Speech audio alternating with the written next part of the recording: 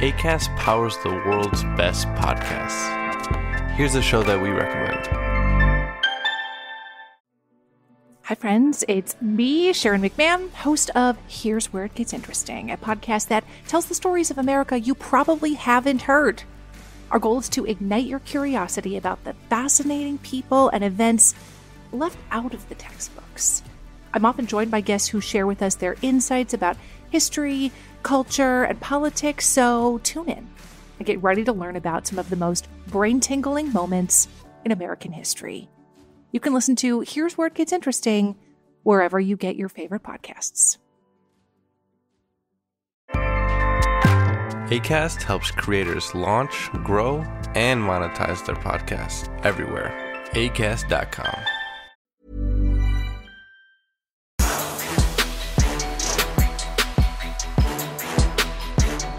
Hello, everyone, and welcome back to another day, indeed a new week at the Damage Report, and I personally am hoping for another fantastic Monday, but I can't make that alone. There's another half to that recipe, and she joins us now. How's it going, Francesca? Hey, buongiorno, come vai? I want to thank you for taking time out from your vacation that you're on right now to join us. It's very nice of you.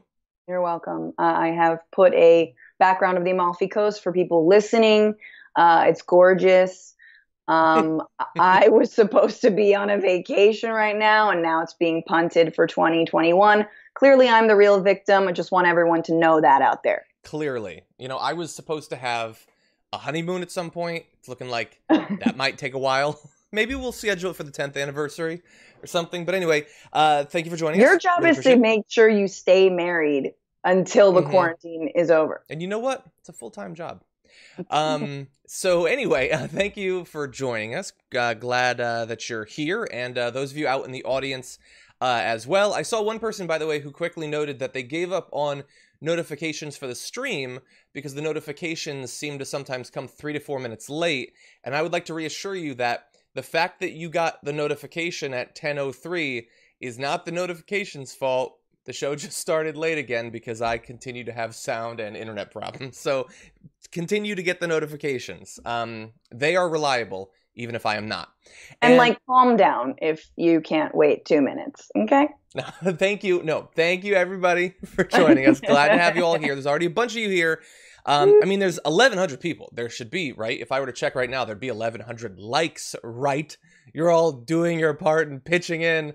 No, but anyway, please do that. And later on, perhaps you'll see an appearance of a dog if we hit 1,000. No big deal. Might be a little bit fun. Okay, so there's a lot that we're going to be talking about in today's episode of the show. We're going to be doing a little bit of catch up on all that transpired over the weekend. Just a bit of it, because the whole show could be the nonsense that was our government, the way that it spent its weekend as thousands more Americans died. But we are going to have that. In addition, we're going to have details on the national rent strike that is set to go active in just a couple of days. We've got new details in the allegations from Tara Reade. We had a story ready to go on this, and then just as we're about to go live, a new detail emerges in that story. So we're going to be doing a little bit of breaking news as well in there. And Tom Cotton, who does he think should be suffering the consequences in response to coronavirus? We've got that for you too. It's going to be fun. So, Francesca, thank you again. You ready to jump into this? Let's do it. Okay, let's do it. Oh, and by the way, everybody who's here, feel free to continue to send in super chats and send in tweets at #TDR Live. We will be reading some of those soon. But with that, let's start with the news. We went into the weekend in the aftermath of the Tide Pod Challenge presidency that we've got, and the ever-evolving explanation as to why the president spent one of his official coronavirus press conferences sort of just asking questions, people, about putting light in people's bodies and injecting disinfectants into our lungs because it does a hell of a job on the virus. And by Friday, they had settled on he was just being sarcastic. And why are you all getting so triggered? And he wasn't even talking to Dr. Birx. No, he was talking to the reporters, even though he was looking at Dr. Birx and very clearly talking to her. Well, look, the response to all of that was so bad that Donald Trump appears now to to just be done with the press conferences, with him tweeting, "What is the purpose of having White House news conferences when the lamestream media asks nothing but hostile questions and then refuses to report the truth or facts accurately?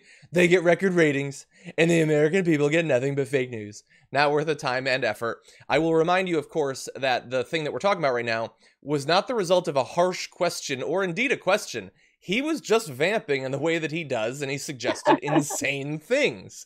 And so, apparently, Francesca, he might not want to do any more of these, especially when really fast. So we were sort of going to do this story, and we were going to speculate that they might be done, that he was implying it. But according to the New York Times, no, today's press conference is canceled. Yes. And they didn't do one over the weekend, which they normally have done. So you're saying Donald Trump canceled himself? Apparently he has been canceled. Cancel culture has really gone too far. Cancel culture is the invisible enemy. It's the invisible enemy. It came for me. Mm-hmm. The pandemic tried to cancel me, and then I canceled myself before I could do that. Preemptive cancellation. Mm-hmm. So, look, we don't know for sure, but what do you think about the sort of the story after the story, the reaction to the bleach stuff? The story after the story that he's not going to hold press conferences, I think, is very good. I mean, look, the reality is he's spreading more disinformation than he is spreading facts. So we should not be listening to him. He should not be going in front of the nation because people are putting disinfectant up their bums. That's just what's happening. And there have been multiple reports of that in various ERs, and that is the last thing I, as an overworked nurse, would ever want to have to deal with. So I think this is obviously a win until we can get actual real results. It's like, yeah, stop grandstanding and start working. We know he's not actually going to get to work, but hopefully the people around him are. And I think it is an opportunity for people like poor Deborah Birx, to be honest with you, to have some alone time to be able to try and talk some sense into Trump versus having to do that, or Dr. Fauci having to do that sort of on a national stage. Yeah. Yeah. And Dr. Birx, I mean, you probably saw over the weekend, she was talking with Jake Tapper, and she was asked about the medical advice, the questions that Trump had asked. And the thing that she was annoyed about was that it was still in the news. Well, look, I get it. If I were her, I wouldn't want it to be the news either. But one great way to keep it out of the news would have been for him to keep his mouth shut for once and just let the doctors speak. If the press conferences overall are done, I think that's a good thing. I mean, people have literally died because of the horrible information that Trump has spread. Individuals that we can point to and say their family members say they died because of the advice they got from Donald Trump. And the issue, too, is that you could have something like this that does not need to have the inclusion of Donald Trump. So in terms of the future of this, I want to go very briefly to this is the Washington Post did an analysis of 2 weeks of these press conferences. So we got some from that, some from overall the time. The president has spoken so far for 28 hours at the 35 briefings that we've had in a little bit over a month.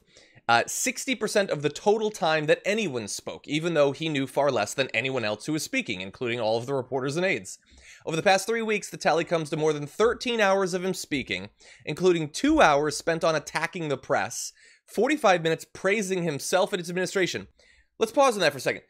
Imagine if I just started saying, I'm doing a great job, me and Francesca are doing a great job, what a great show with the job that we're doing, and I kept doing that for 45 straight minutes. Mm-hmm. That's what you got, okay?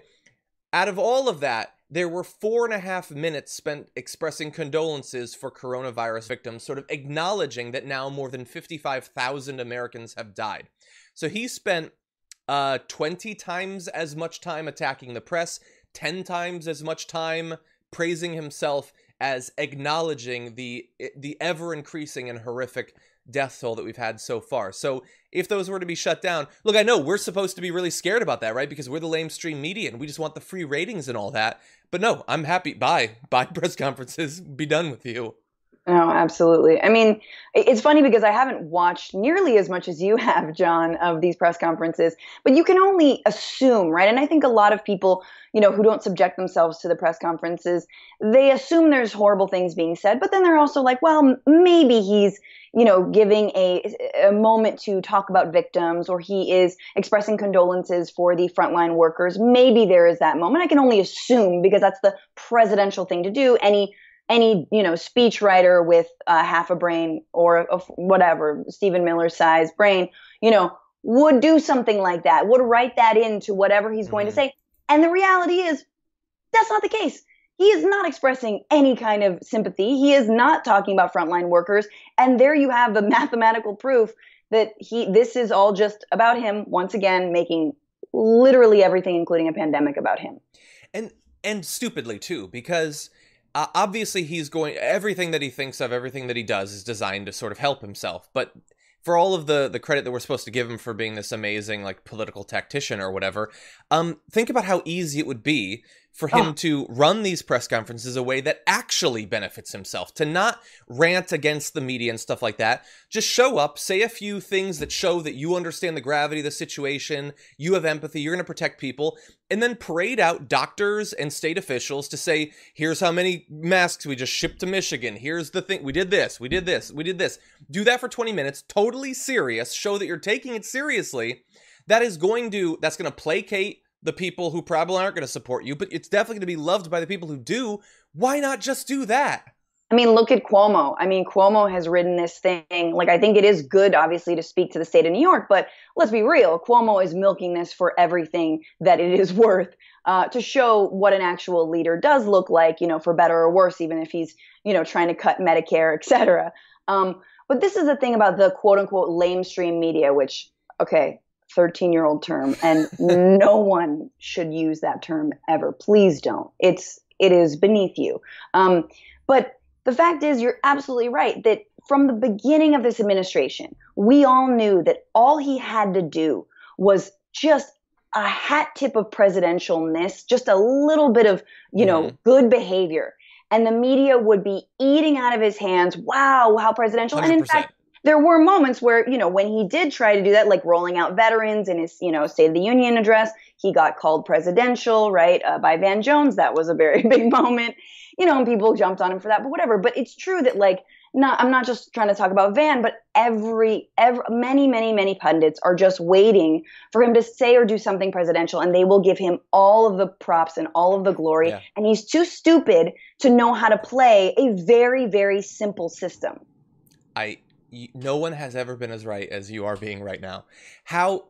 And the thing, look, so he's an idiot, and he's surrounded by people who are awful, but generally they're not going to be an idiot to the level that he is, because that's virtually impossible. They could be horrible racists like Stephen Miller and stuff like that. But how do they not get that him spending an hour a day, like, inspecting shipments of ventilators, for photo ops, wouldn't be better for him? I'm talking about just purely pragmatically for him. Kim Jong-un would do that, R.I.P. Yeah. But like, it would be so much smarter. Alternatively, one other way he could go that I think would be good for him as well would be to actually take it seriously and actually help people. That would be great. Spend other people's money to save people's lives, you stupid, stupid idiot. That's what I would do. We need to talk about a relatively new show called the Republic, or UNFTR. As a Young Turks fan, you already know that the government, the media, and corporations are constantly peddling lies that serve the interests of the rich and powerful. But now there's a podcast dedicated to unraveling those lies, debunking the conventional wisdom. In each episode of the Republic, or UNFTR, the host delves into a different historical episode or topic that's generally misunderstood or purposely obfuscated by the so-called powers that be, featuring in-depth research, razor-sharp commentary, and just the right amount of vulgarity. The UNFTR podcast takes a sledgehammer to what you thought you knew about some of the nation's most sacred historical cows. But don't just take my word for it. The New York Times described UNFTR as consistently compelling and educational, aiming to challenge conventional wisdom and upend the historical narratives that were taught in school. For as the great philosopher Yoda once put it, You must unlearn what you have learned. And that's true whether you're in Jedi training or you're uprooting and exposing all the propaganda and disinformation you've been fed over the course of your lifetime. So search for UNFDR in your podcast app today and get ready to get informed, angered, and entertained all at the same time.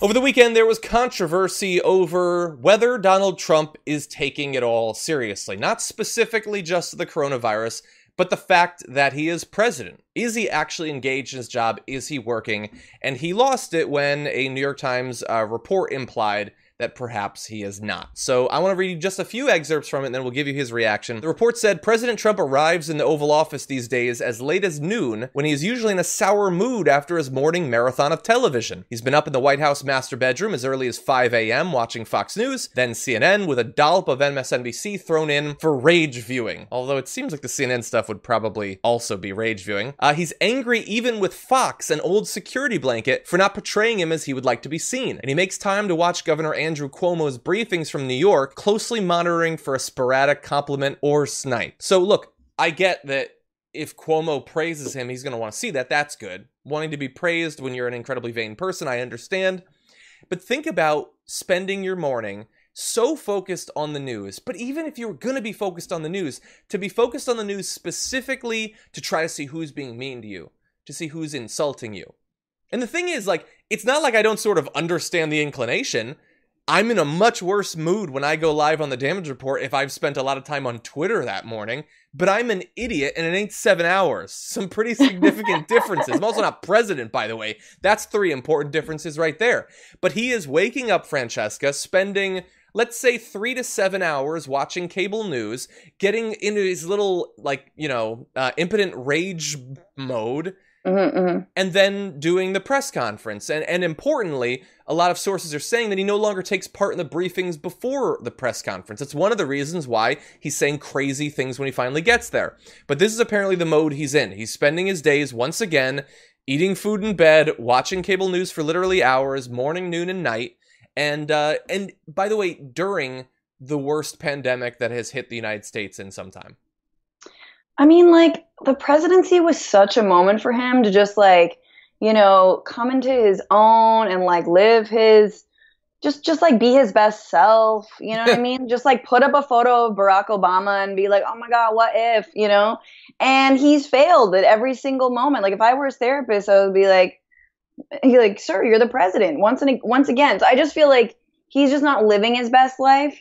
And if only he could, then maybe Americans could literally just live in general, But I also am, like, I don't ever want to imagine Donald Trump in the morning outside of his, like, slithering into that suit and, like, putting on his little, like, heels that he does where he, like, tilts forward and he looks less disgustingly huge as he is. Like, just imagine, like, a crumpled little, like, sheet in between Trump's, like, pasty pink legs as he's watching. God. No, stop. No more. Okay. Look, the reason that this matters is because supposedly, if you listen to the people who are closest to him, his focus is on how his performance on the virus is measured in the news media and the extent to which history will blame him. And the thing is, that is baked in. We're not going to be able to change that. But what I keep trying to say, we were just talking about it, is, and he's never going to watch this, I understand that, but he could actually do the right thing. And that would be good for obvious reasons. It would save lives. But also, it would protect his reputation. It would stop history from blaming him more. If you didn't do the bad thing, history wouldn't be able to blame you. You wouldn't be getting bad reviews if you were doing a good job. And I wish that we could, like, turn that vain obsession that he has with himself in a positive direction that could be used to cause him to just be driven all day to make sure that we're nailing this thing, that we're doing all that we can. And maybe it's not too late to go in that direction. We've hit 55,000 deaths. Let's not hit 100,000. How about that? How about let's get him to take it seriously? And maybe if he spends a little bit less time chasing cameras and a little bit more time talking to his experts and following their advice, he can succeed both substantively and in terms of the optics. Obviously you're right, John for president. This is the best part about Trumpism and just MAGA ghouls. The idea that they think that Trump is like their alpha male and he's so strong and everyone else is like a beta cuck. Like, fool, you're talking about the most insecure, not just president, but probably person that any of us have ever encountered in our lives. Like, his insecurity is plastered everywhere. Every day he stands behind a podium and just says how small his hands are, how tiny the thing in his pants are, and how insecure he is about it all the time. Like, that's all he does. It comes through. He is the ultimate beta cuck. Like, Trump is the least alpha ever. Like, I mean, I don't want to, traffic in those terms. Mm-hmm. But if you're going to, he's super insecure, and it's very, very clear. Yeah. I've been sort of threatening to write a book laying out how fake conservative masculinity is for a long time. Yeah. Let's write it together. Come on. Oh my God, I'd love Right wingers or beta cucks. That's a title that'll move copies. Come on. I mean, you've got to couch it in some kind of pickup artistry, though, John. Well, I would end up doing that even if I tried not to. So look, I want to give him a chance to respond. He says, I work from early in the morning until late at night, haven't left the White House in many months, except to launch Hospital Ship Comfort, in order to take care of trade deals, military rebuilding, and then I read a phony story in the failing New York Times, always failing, it's taking years to fail though, about my work, schedule, and eating habits, written by a third-rate reporter who knows nothing about me. I will often be in the Oval Office late into the night and read and see that I am angrily eating a hamburger and Diet Coke in my bedroom. People with me are always stunned, anything to demean. Imagine if Obama had tweeted about the allegation that he was eating a hamburger. By the way, that's the second version of the tweet. The first had to be replaced because he once again spelled hamburger wrong. And anyway, and it's not the reporter that's saying it, it's the source. It's like, check the people around you if you don't want them to know that.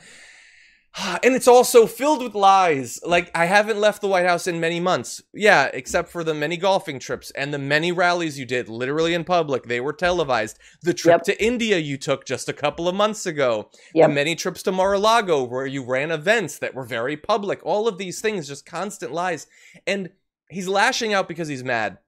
Some people, when they're criticized in this way, will then overcompensate to try to ward off future criticism. Please go in that direction. Actually work. Or, either work hard or get out of the way. And just put Fauci in charge of it and give him actual power. Make him a czar or whatever. Like, replace Mike Pence, who doesn't know what he's talking about, with someone who actually seems to care about saving American lives. I mean, absolutely. And yet we've seen time and time again that anyone who tries to steal the disgusting spotlight that, spews down on Donald Trump, they get axed. Like, you can't steal his spotlight. He never wanted this. And yet if someone else tries to commandeer it, he will absolutely fire that person. That's sort of my fear. This might seem weird, but so I don't know if you saw over the weekend, but Brad Pitt played Dr. Fauci in like a sketch on SNL or whatever. And when I saw that, I thought, I get that, like, it's funny because Fauci said he wants Brad Pitt to play him, and Brad Pitt seems to like Fauci, and so he wants to play him and give him compliments or whatever. But, like, is there any individual thing that could be done that raises the odds that Fauci gets fired than Brad Pitt playing him on TV and Trump hearing about it? That seems like the sort of thing that would result in the serious doctor getting fired, which would certainly be unfortunate. But I would love to see that. Like, if Bruce Willis comes on, I mean, I feel like he's a little bit of a right winger too, and just I believe so. I'm not sure. Just to play Trump, to be like, you're a tough guy too, Maybe balance it out. By the way, there was another response from the White House. White House officials say Trump works so hard he often misses lunch. Yeah. So in the couple of hours after that story went live with that quote, he started binge retweeting. He retweeted 30 different accounts, including things like a deep fake of Joe Biden. He retweeted a conspiracy theorist who was saying that the death count was being artificially elevated. So he's working. Like clicking the retweet button, like that's, if you're old and you have old joints, that's kind of work, but that's what he's doing. And he is, by the way, so we predicted this weeks ago. No, he's now joined the death count is fake. You shouldn't actually pay attention to it. It's not funny. I wish it were funny. I am trying to make light of it, but I don't want it to be funny anymore. I am a stand-up comic. Mhm. I talk about Trump on stage, or I used to before we were all, consigned to our homes. Yeah.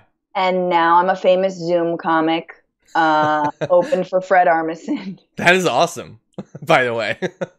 Okay, I didn't really. I just went up before him. The point is this. That's what I opening don't is. want Trump. Nobody wants to make fun of this guy anymore. He's a walking satire. You can't make this stuff up at all. Yeah. Yeah, I'm ready for it to not be. You know what I want?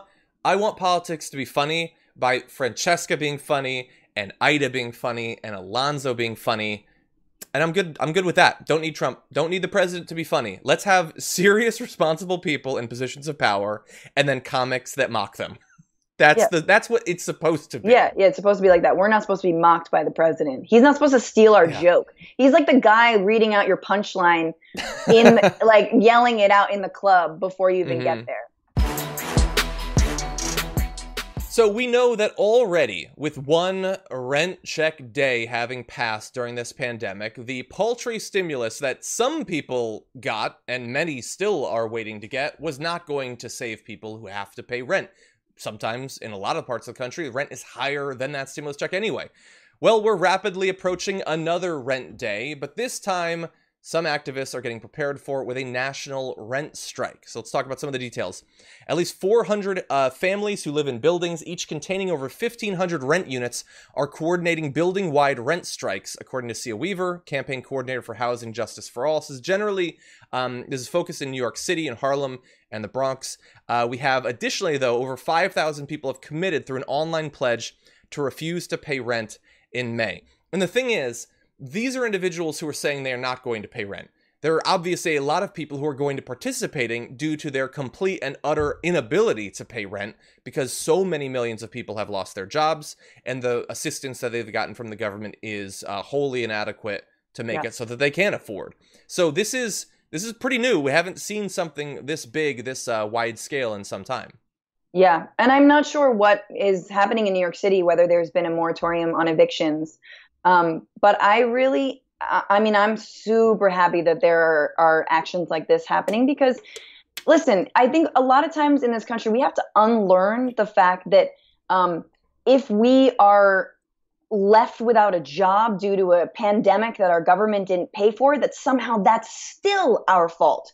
Mm-hmm. I think in our really rugged individualistic ideology that we have, which of course is only applies to working people and not the like giant corporations, we're like, well, if it's your fault. Listen, if you can't pay rent, it's your fault. It's even if in the situation, I think these activists are saying absolutely not. It is not our fault. And look, my landlord or my building property manager, whoever, take it up with the government. Take it up with the state government, take it up with the federal government. It is not my fault. I cannot go to work and I don't have a job. And I wish that people like the protesters, who were defying stay-at-home orders would actually get on board with that because that is real. Look, if you can't go to work and you can't make money, I get it. Mm-hmm. Now don't add the 5G and white nationalism and Bill Gates crap on top of it, and maybe we could actually build something. Yeah.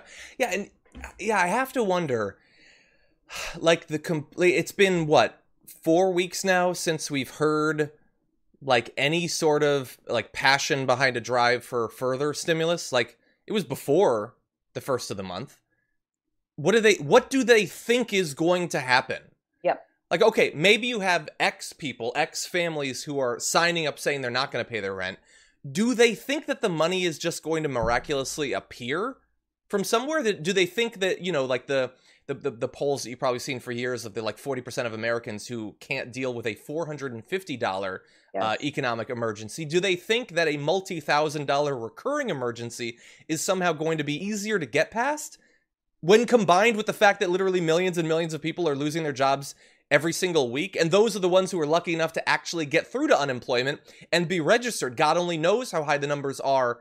Like, the people in Washington seem to really be operating under the assumption that this is all fake, that this isn't real, because they're not doing anything about it. And so we are obviously concerned about the individuals, those who've lost their jobs, those who can't pay rent, those who can't pay their bills, who can't get food for their family, all of that stuff. But let's talk about the people that they actually care about. The landlords are not going to get paid, okay? The landlords thus might not be able to pay the mortgages on their buildings. Mm-hmm. People who can't pay their mortgages are going to get foreclosed upon. I understand that for some rich people that's amazing. That works out so well for them. But that is going to be another economic disaster. Like, we're in the middle of one right now. Yes. Largely due to people losing their jobs and unemployment. But we're about to have a housing crash on top of it. All of this is looming, and I don't see almost anyone in DC, except for a couple people that we're going to mention in just a bit, who seem to be taking it seriously. Yes. And I think it's our job, hopefully, when we do get out of our homes, or when we, protest from a safe social distance, to make sure that the fallout from this doesn't fall on the same people once again. Because, I'm thinking about the 2008 bailout and the ways in which a problem that was created from the financial sector on these subprime mortgage loans and all that, which, obviously many, many, many people had to leave their homes. They were foreclosed upon, et cetera, et cetera, et cetera. All that led to just a further consolidation of big banks. Mm-hmm. So the question is now what is all this going to lead to? Is it going to lead to a further consolidation of the restaurant industry, or the manufacturing industry, or service sector, whatever it is, or retail industry, right? As if it weren't already crazy consolidated. Yeah. Or are the people going to demand something different? I mean, I know one thing that could have influenced the direction that we go in, and it would be having a different candidate right now. That consolidation seems like it's coming. I mean, you pointed out the restaurants. That seems like that's going to be huge. I mean, we're effectively living out Demolition Man right now, because Taco Bell might be the only one that survives this by the end of it. All restaurants are going to be Taco Bell. And honestly, the feeling that I'm getting, have you seen Brewster's Billions? Have you seen that movie? No, so it's this guy is going to inherit billions of dollars, but before he can do that, he has to spend, I don't know, 50 million without donating. He has to spend it in a very limited amount of time. So it's about excess and stuff like that to achieve a weird end, which is running out of money effectively. Well, what they're doing right here is let's see how much money we can throw at rich people specifically to create a revolution, an uprising across America, because at some point, people need to eat. At some point, people are going to be thrown out of their homes. The only thing that's forestalling some of this is the fact that some states and cities have done eviction stops on evictions that we talked about. If not for that, how many people would be newly homeless in the past month? I don't even know. It's scary to even think about. Now, I do want to mention a couple of the people who are talking about this. You have from the beginning representatives like AOC. She said today, I think it was, I want everyone to know that the White House, Mnuchin, McConnell, and Congress know that there is a housing crisis looming due to inaction on rent and mortgage relief. If we don't act ASAP, millions could face foreclosure and eviction. Dems have plans to stop it. It's being blocked. Representative Ilhan Omar tweeted, rent is due on May 1st. The American people need help now. And she has a bill designed to do that. Nice. But while the situation we have right now is infuriating, I want to add one little extra set of facts on top of it that is just about the most infuriating thing that I've seen, because we have been in this together for a couple of months now of just an absolute disaster.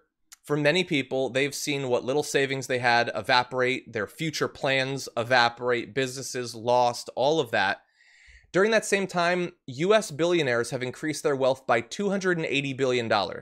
Stop. Not since the beginning of the year, since March.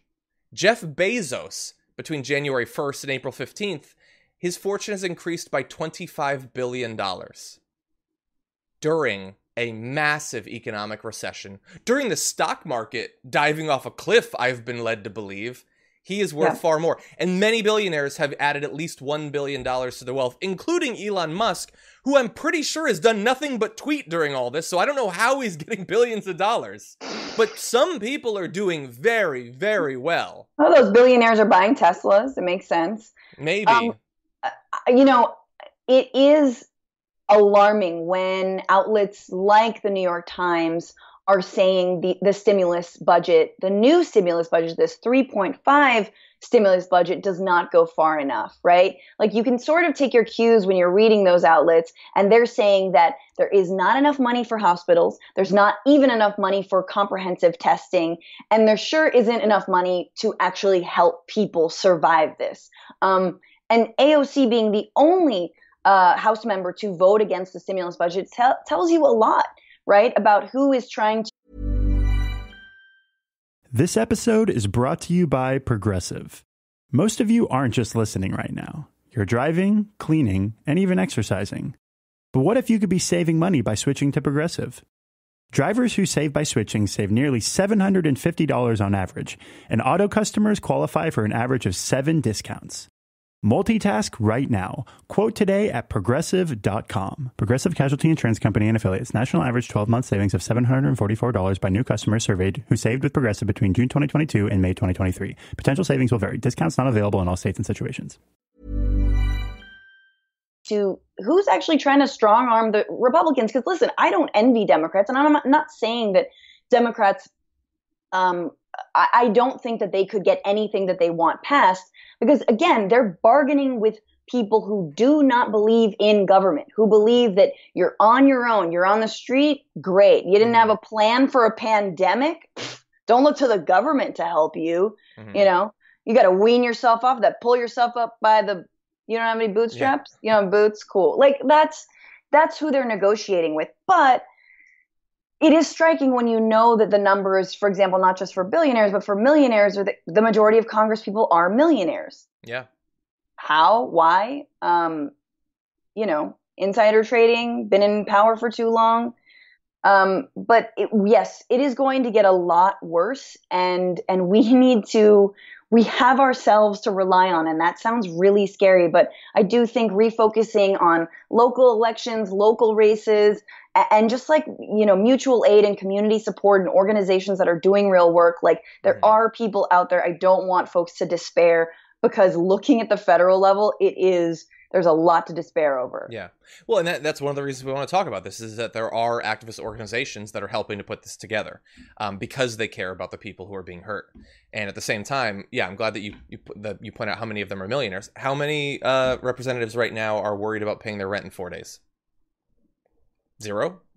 I'm assuming 0. I'm going to put out 0 as the answer to that.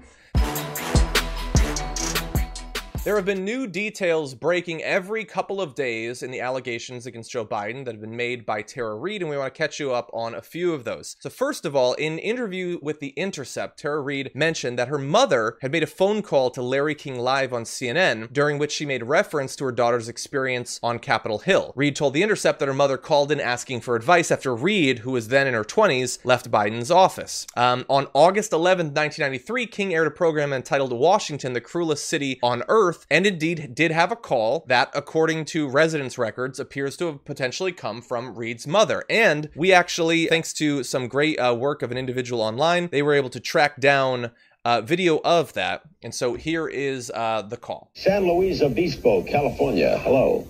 Yes, hello. I'm wondering what a staffer would do besides go to the press in Washington. My daughter has just left there after working for a prominent senator and could not get through with her problems at all. And the only thing she could have done was go to the press, and she chose not to do it out of respect for him. Or she had a story to tell, but out of respect for the person she worked for, she didn't tell it. That's true. Now, but these are the people who do come to the Lois Romanos, right? The staff worker who says, I want to let you know about what's going on, either with my boss or the guy down the hall. And a lot of these people have a sense of obligation. They feel that this public official should be accountable if it's something They're whistleblowers to the press. Okay, so unfortunately at that point the panel moves on to other material, and there doesn't appear to be any more with the woman that's being alleged to be Tara Reade's mother. But this does provide even more corroborating evidence at the time. It appears that her mother was aware of it, or else something suspiciously similar happening from a person who lives in the same area at the same time. Yeah. I mean, yeah, this whole story is pretty upsetting for a lot of different reasons. But I will say that there is so much evidence to support Tara Reade's account.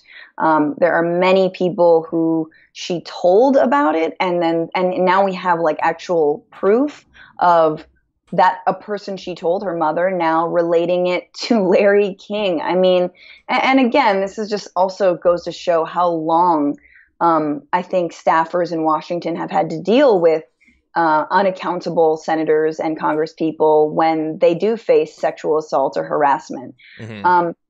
I mean, so number one, I think Tara Reade's very credible. And I think number two for me, and this is the hardest pill to swallow, is that I don't know if it will make a difference in this election.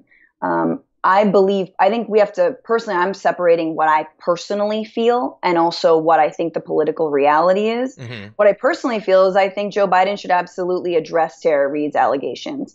Either I don't remember, or yes, and I thought it was consensual, whatever it is, or I don't know, it happened. I'd make a whole, I don't know, breakthrough on Me Too and have a whole cry. I'm not sure what it is, but the political reality is that his opponent is Donald Trump.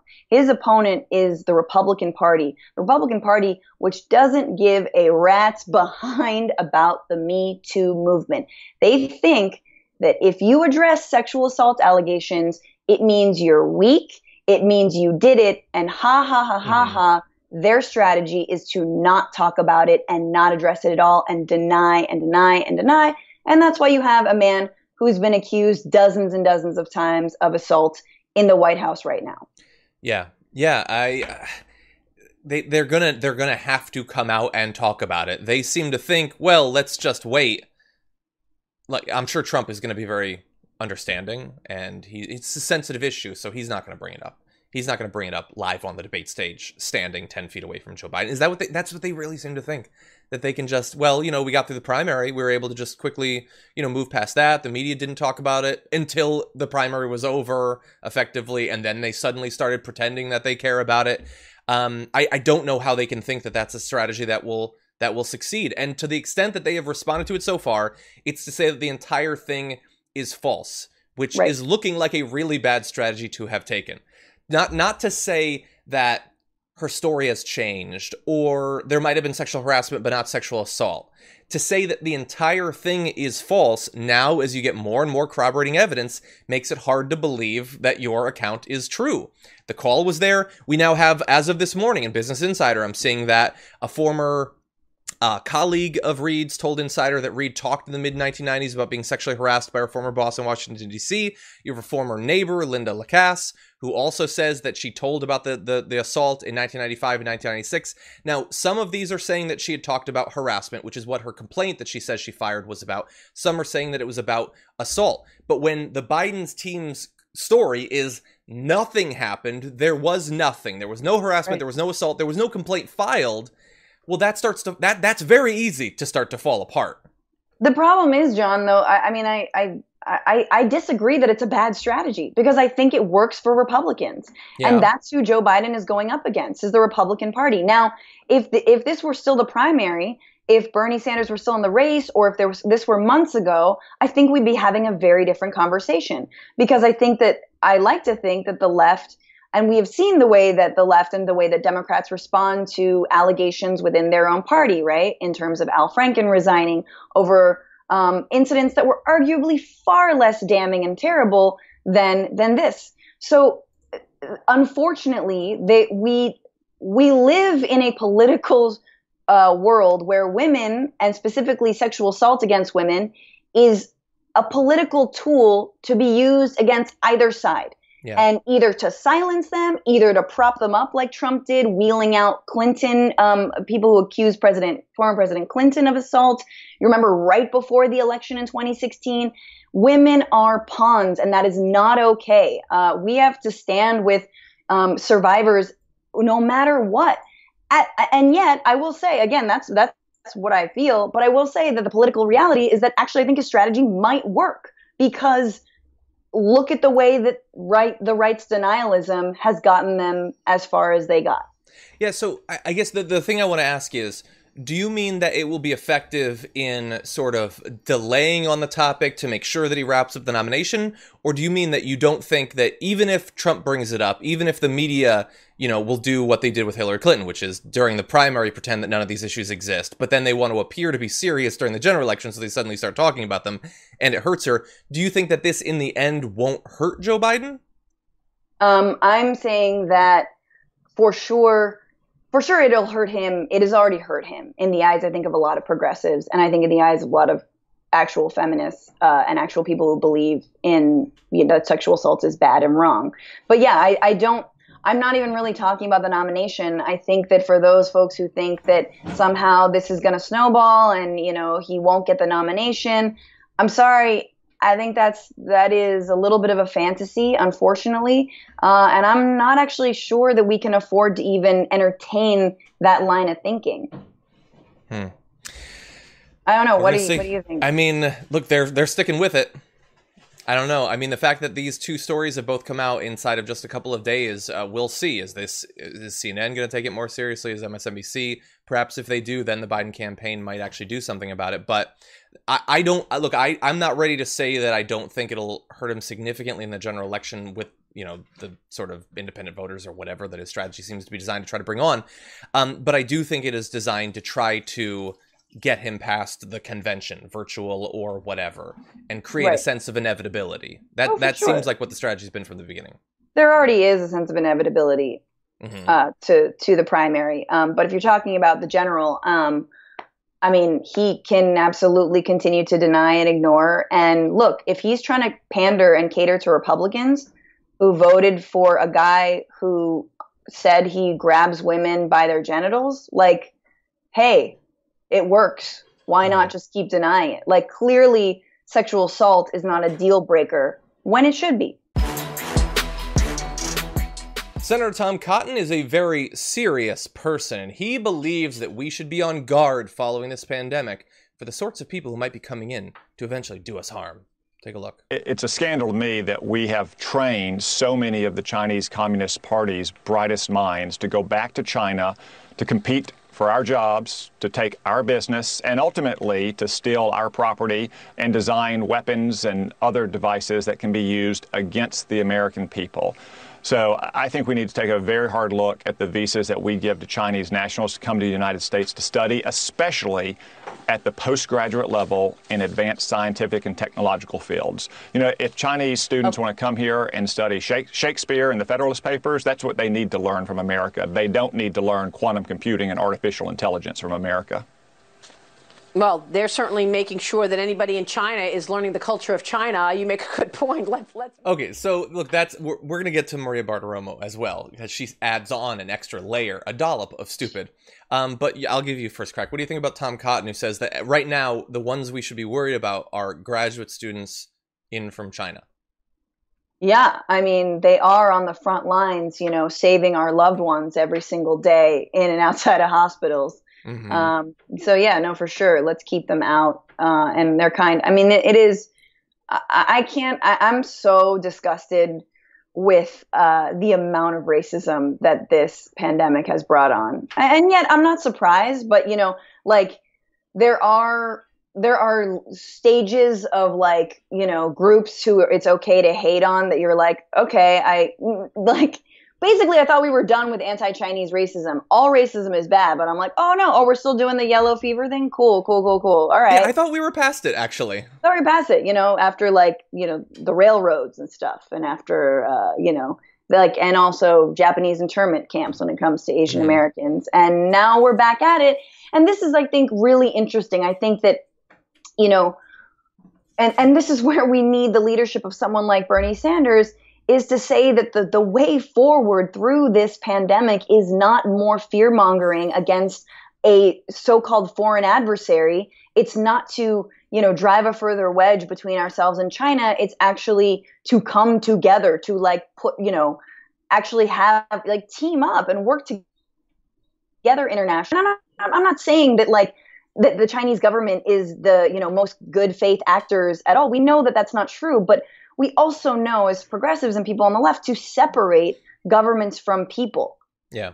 Yeah. And from the basically from the beginning of this, we knew that xenophobes were going to get fired up over the fact that the virus seems to have originated in China. What we didn't need was high-profile Republicans, including the president and members of the right-wing media, especially Tucker Carlson, continually egging them on.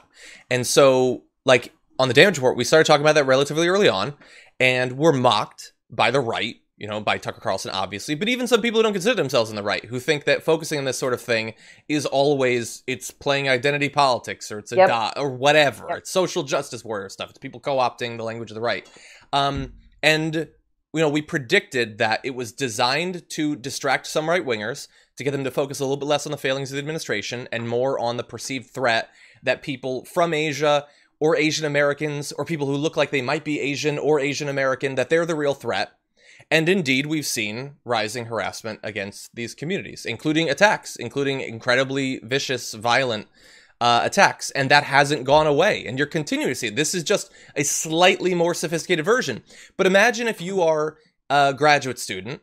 Imagine if you're from Asia, or if you're Asian American, you're a graduate student. How would you feel knowing that a senator is saying that we should worry about the fact that you might be effectively a spy, that you're only here to steal our knowledge and then to bring it back and eventually lead to the economic or military downfall of America? Like, you would be right to be worried about harassment and possibly assault, and you would be right to assume that this is probably not the last of that you've seen. No, I'm just done. I'm done with it. Like, I mean, this is the other thing is, like, all this leads to, you know, you look into the eyes, the dead snake eyes of someone like Senator Tom Cotton, and you're like, what is your end game, dude? Like, where do you want this to go? Are you trying to stoke a war with China? Is that, well, you're not trade war, like a hot war, you know, is that where we're headed? Do you want, you know, because I'm not sure where you go with those comments other than it's right to demonize Chinese American students or Chinese nationals who've come to the U.S. to study. But, like, what's the difference anyway? And also, let's get into a hot war with China. Like, and this which Lou Dobbs was calling for.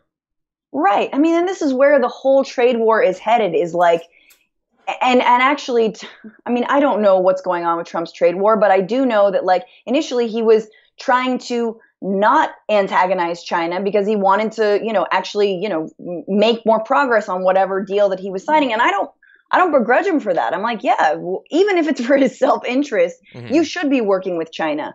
But now you see that there's some Republicans, more, you know, the hawks in the Republican Party, that are pushing for something that makes absolutely no sense and is incredibly racist and dangerous. Yeah. Two more points. One to Maria Bartiromo, who added on that, well, you know, in China, they're teaching them Chinese culture. Shakespeare's not American culture. Yeah. He ain't American. Yeah. Just look it up, you know, it's a fact. But anyway, and the response that I would give to Tom Cotton, if he actually cared about this, if this was a genuine worry that he had, it's very similar to the Trump obsessing over how history will judge him. Maybe if you took government seriously and your responsibility as a member of a government seriously, you could both fix this problem and also look good doing it. Like, if you're worried about all of these graduate students having so many Chinese exchange students, maybe fund education in America and more of those spots will be taken by Americans. Maybe don't spend decades demonizing the very idea of a college education and especially an advanced degree. I mean, how much time has the right spent making people believe that there's something fundamentally un-American about pursuing education? And what do you know? Not that many Americans pursue masters or PhDs. Isn't it weird how that works out? Maybe go in a different direction will fill up those graduate programs with Americans, and then you don't want to have to worry about these spies that you're constantly so scared of. For the past 2 months or so, this show has been focusing quite a bit on the effect that the current pandemic has had on the United States. But the rest of the world is suffering as well, some communities far more than others. And joining us now to talk about how this particular emergency is interacting with another, the international refugee emergency that we've been dealing with internationally for some time now. Very excited to have back on the show journalist and host of the Course Correction podcast, Nelufar Hedayat. Welcome back to the show. Thank you, John. Very glad to have you here. We spoke several months ago when your podcast, Course Correction, at that point was relatively new, but that's not the only show that you've been working on recently, correct? Yeah, I mean, we've all had to adjust to the way that the coronavirus has changed all of our industries. And certainly me being in the media and journalism industry, it's just meant that almost everything is online. So I have developed a new show called Dear World Live that we put out every Tuesday, 10 a.m. Eastern time. And it's a real response to the way that the Doha debates ethos plays out in this modern day where coronavirus impacts and permeates every level of all of our lives. So it's a direct response to the coronavirus pandemic. And one of the things you've been talking about recently on the show is how it's affecting different refugee populations. So tell us a little bit about that. Yeah, so each week we get together and we decide on a specific subject matter. We've already done one on the world's largest lockdown, which is in India. That was our first show. But the one that really is close to my heart, because I'm an Afghan refugee. So I was born in Kabul. I was a refugee for a little while, and then I settled here in London in the United Kingdom, is the story of what's happening to one of the world's arguably most vulnerable populations, the 25 million people in the world who are stateless, who are refugees. And we had on the show the United Nations High Commissioner, Filippo Grandi, who talked to me about the new Trump immigration ban. I mean, I don't know which one we're on at this point. It could be the 10th or the 12th. There we go. But it was really interesting to hear from him because he made two really interesting points that I don't know I agree with, but I was glad to hear. And I don't know if you've got the clip, but it was really interesting. So why don't we play a little bit of that and then you can tell us a bit more about it. So you in fact agree with President Donald Trump and the limitation he's placed? Well, I don't know. You know, these are very political debates. And he was talking about, I think, he was talking about immigration as a whole, not specifically about refugees. My message to the US, to any country would be, let not the right to asylum, the possibility of refugees of crossing borders and seeking protection, refuge from persecution, from war, let this not become a victim of the coronavirus as well. Okay, so you said that there were some disagreements you had, so tell us about that. He completely understood, he said, the ban that President Trump wants to put into place. He said that he understands why a nation would want to restrict this kind of migration, certainly with refugees, and that he hopes that in the end, the refugees don't come worse off.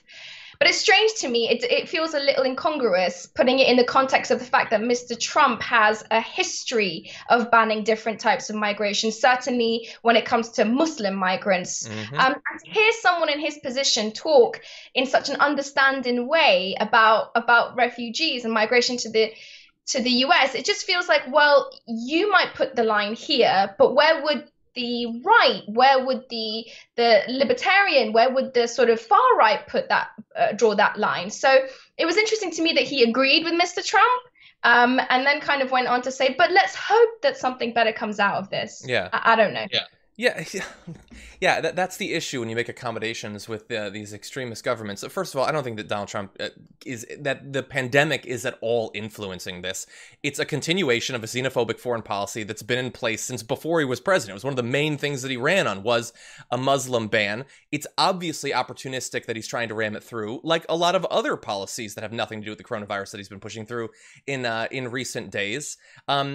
And also, I mean, look, we sort of jokingly said it's like the 12th, anti-immigration move that he's made. That's one of the only things that means that this most recent change isn't as bad as it could have been, is that there's not that much immigration left to restrict at this point. Here's the danger, John, and I'm so glad you made that point.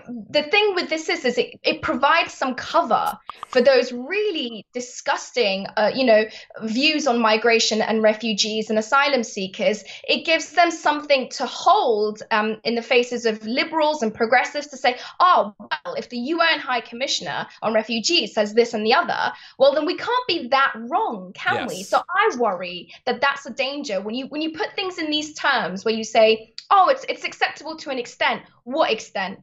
That's where the danger is. So I mean, I don't know how much else you talked about with this particular official, but like, what does he believe that these refugees should do? And do we have an idea? Are there states that are still acknowledging that particular crisis and working to help some of these many millions of people, as you pointed out? What's their status right now?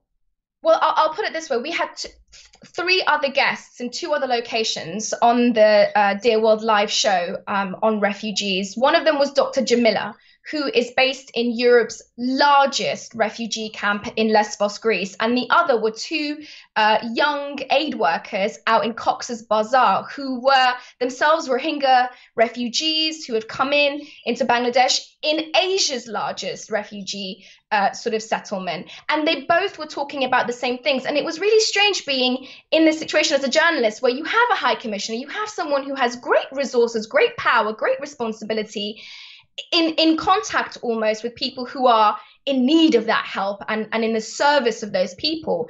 What I found really telling was the way that Dr. Jamila and our two friends in Cox's Bazar were talking about very specific needs, right? How do you get clean water into a camp with tens of thousands of people? How can you ensure a 6 feet distance between everyone? Yeah. It's not physically possible. And it was just like this butting of heads, John, between our most idealistic hopes and desires in the form of what High Commissioner Grandi was saying and what the reality on the ground is. There's a vast cavernous difference between the experiences of refugees and what we hope we can give them. And let's be honest, goodwill is not exactly at the forefront of everyone's mind. Every nation on earth, be it the United States, the United Kingdom, or Afghanistan, where I'm from, which is battling its own, ferocious coronavirus pandemic, there's not money to go around. Mm-hmm. Indeed, with Mr. Trump's administration taking away funding to the World Health Organization, you have to wonder,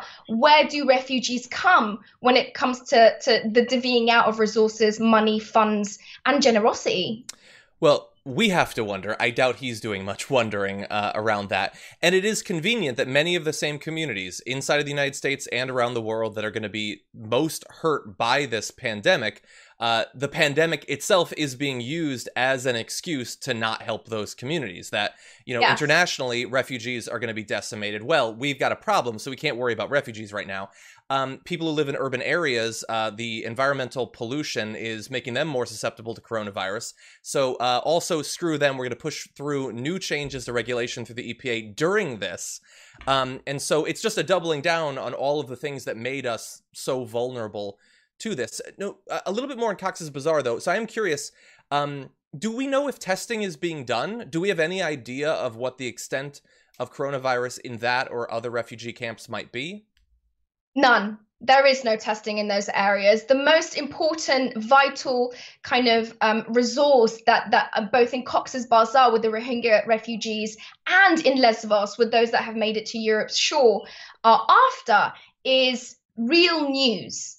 Okay, that is the biggest problem facing people in Cox's Bazar, in Moira refugee camp, that there is, fake news, and especially one about what type of people can get coronavirus, what type of people can spread it, is just rampant. Mm-hmm. And that is one of the biggest problems. When you've got such a high, tense, pressure situation like a refugee camp, where I visited once in Thessaloniki in Greece in the journalism that I've done, I've been to ones in Europe, I've been to ones across the world. When you've got that kind of situation where people's entire lives are lived in tents or in tiny proximities, it doesn't take much to cause chaos, to cause a lot of suffering. So I think that's something to be careful of.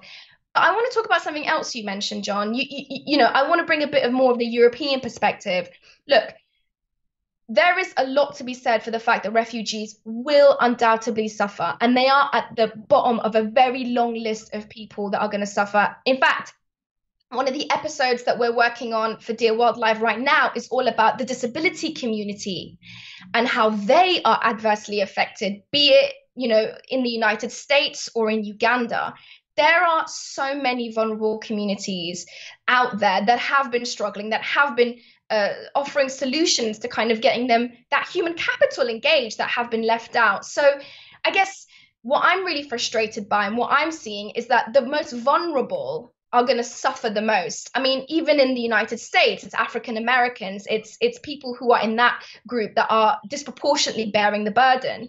This time, this pandemic, it calls for one thing: for us to look after the most vulnerable and the weakest in our communities. And whether it's Viktor Orban in Hungary, or whether it's Duterte out in the Philippines, or wherever it might be, these totalitarian, these strongmen leaders are absolutely grabbing power where they can and risking the lives of their citizens and the people they're in charge of. So my worry is that actually the power grab that we're seeing in small doses all around the world is going to amount to far more severe consequences for populations everywhere.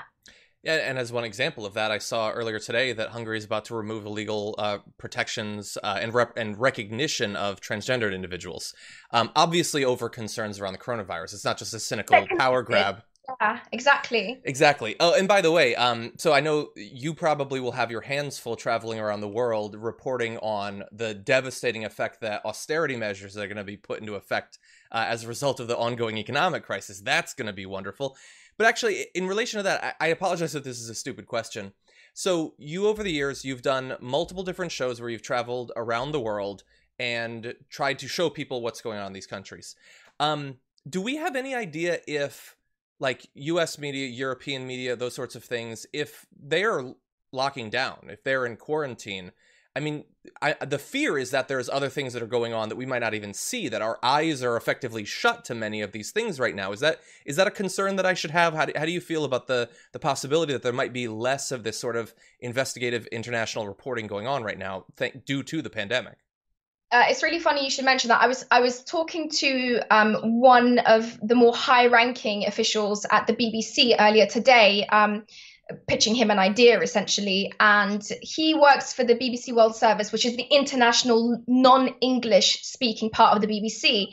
And I said, how are you even dealing with these times? Because the BBC is an organization that's built around people being there on the ground. And like you said, a lot of the journalism that I've done, whether it's, Dear World Live, or it's the podcast that I make, Course Correction, all of these things are designed to connect us to people that we would never naturally get an opportunity to speak to.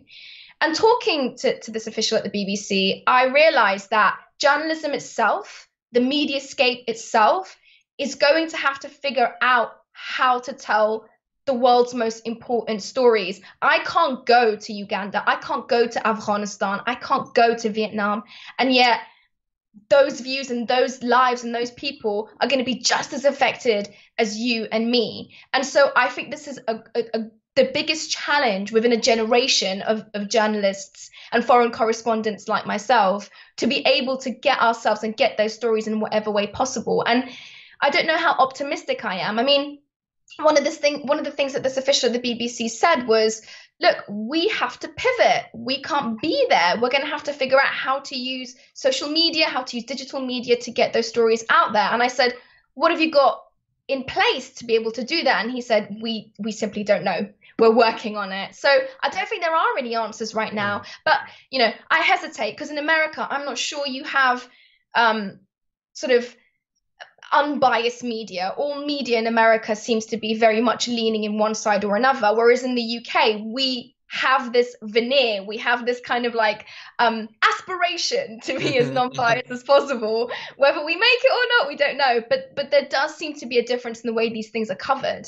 That's true. That's true. And, especially considering some of the difficulties you're talking about, I appreciate that you and many others are doing your best in a difficult situation to continue to tell those stories and to have people on who can tell that story from their own perspective. So thank you for that. Where can people see both the podcast, but also Dear World Live? Where can they view this? Yeah, I mean, I'll just say this really quickly, that the Course Correction podcast and the show Dear World Live are designed to try and change the way that we discuss these big problems. We try to discuss solutions and not just butt heads against one another. So that's really important. If you're looking for a perspective, if you're looking for a way to talk about the solutions out of this gargantuous mess we're in, then the shows are for you, basically. That's my pitch. That's my top line. You can get the Course Correction podcast on any of the podcast streaming services. And Dear World Live, the brand new show from Doha Debates, comes at you every Tuesday, 10 a.m. Eastern time. You can catch it on Facebook, on YouTube, on Twitter. Just follow us at Doha Debates. There's Awesome. the pitch. Nelufar, as always, thank you so much for joining us.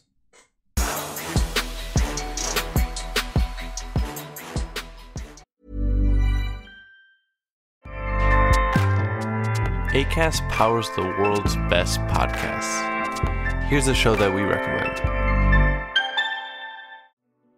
Hi, friends. It's me, Sharon McMahon, host of Here's Where It Gets Interesting, a podcast that tells the stories of America you probably haven't heard.